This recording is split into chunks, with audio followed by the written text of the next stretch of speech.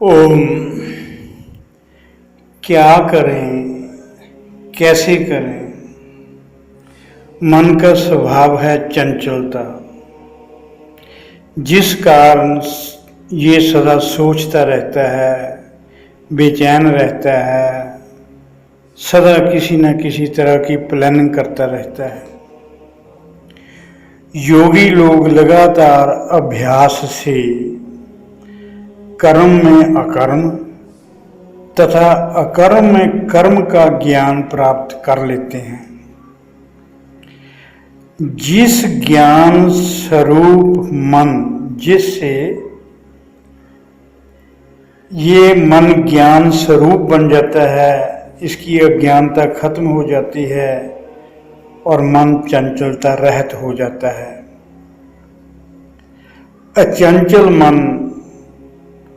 अचंचल मन को योगी एकाग्र करने में सफल हो जाते हैं।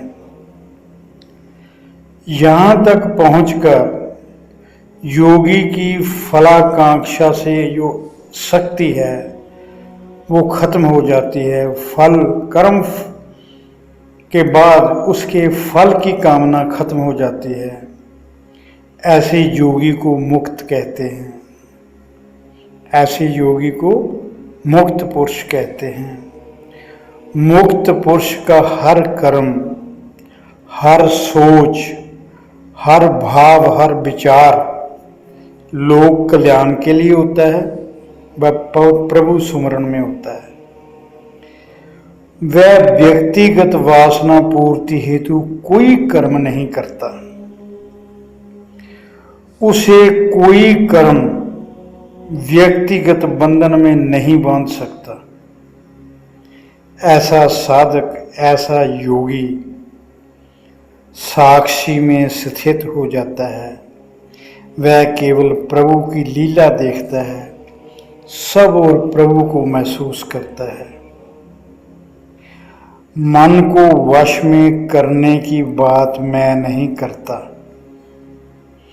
मन को वश में करने की बात मैं नहीं करता।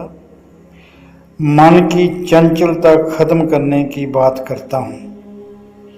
आज तक किसी का भी मन वश में ना हुआ है ना आगे होगा।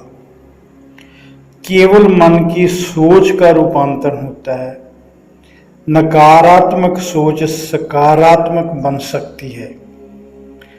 नकारात्मक सोच को सकारात्मक सोच बनाने के लिए निरंतर अभ्यास व बुराई के प्रति वैराग्य जरूरी।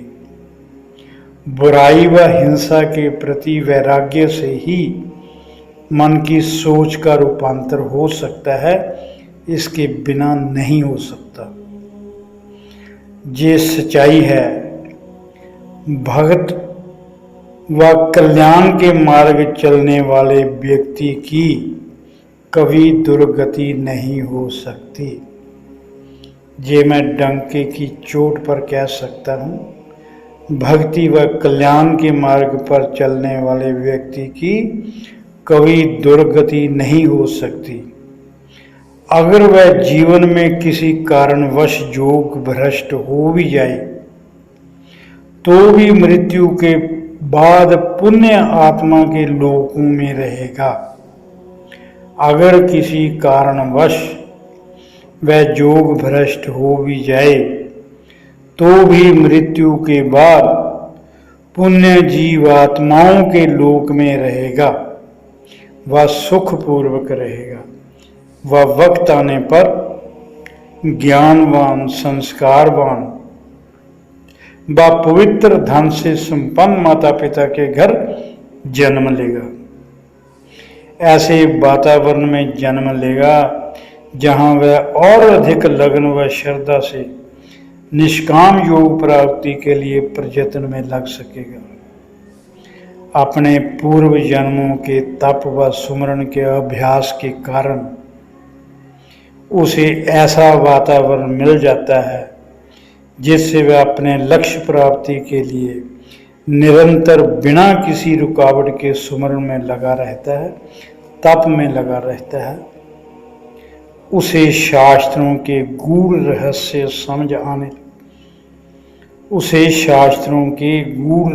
समझ आने लग जाते हैं। अपने आप वह परम सत्य का साक्षात करने के काबिल बन जाता है।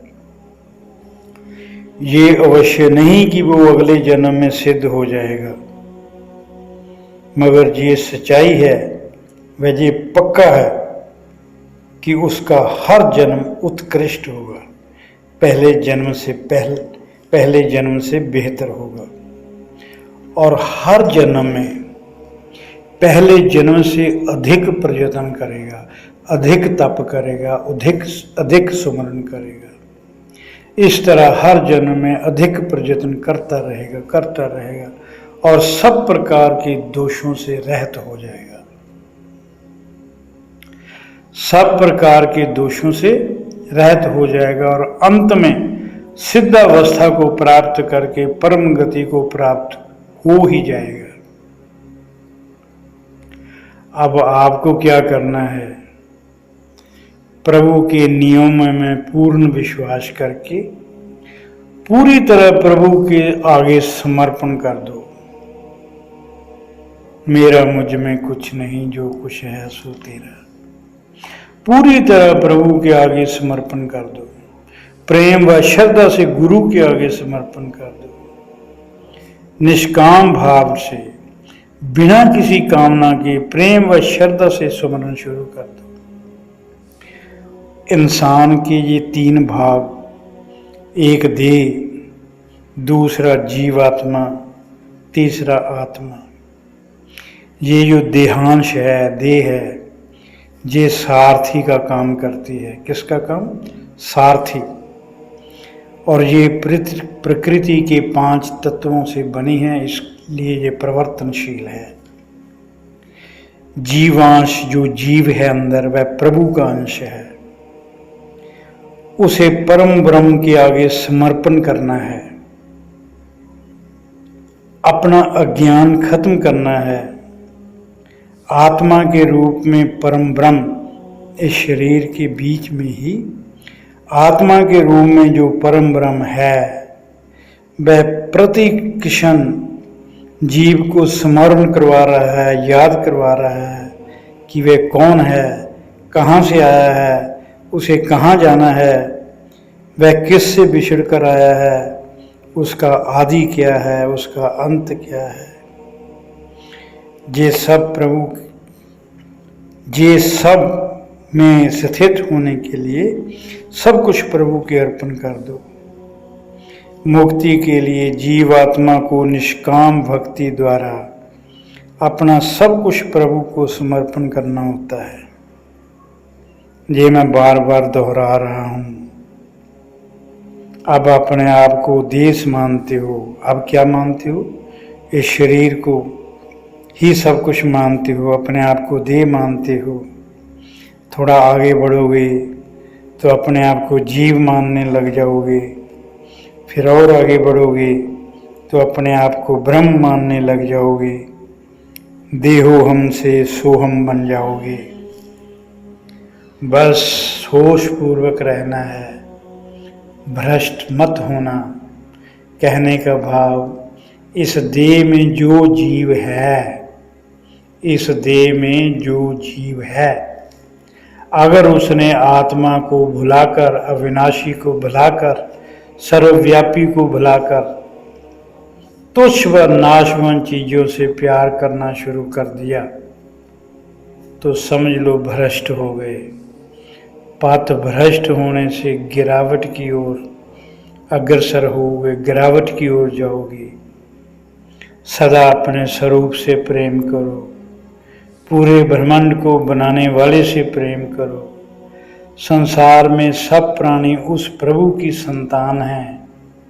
जन्म जन्मांतरों की साधना के बाद जो समस्त प्राणी मात्र को प्रभु की संतान समझता है और सब में, सब जगह प्रभु को महसूस करता है, वह ही सच्चा ज्ञानी है, सच्चा तपस्वी है, सच्चा योगी है, सच्चा संत है, मैंने बिल्कुल शॉर्ट हैंड बता दिया।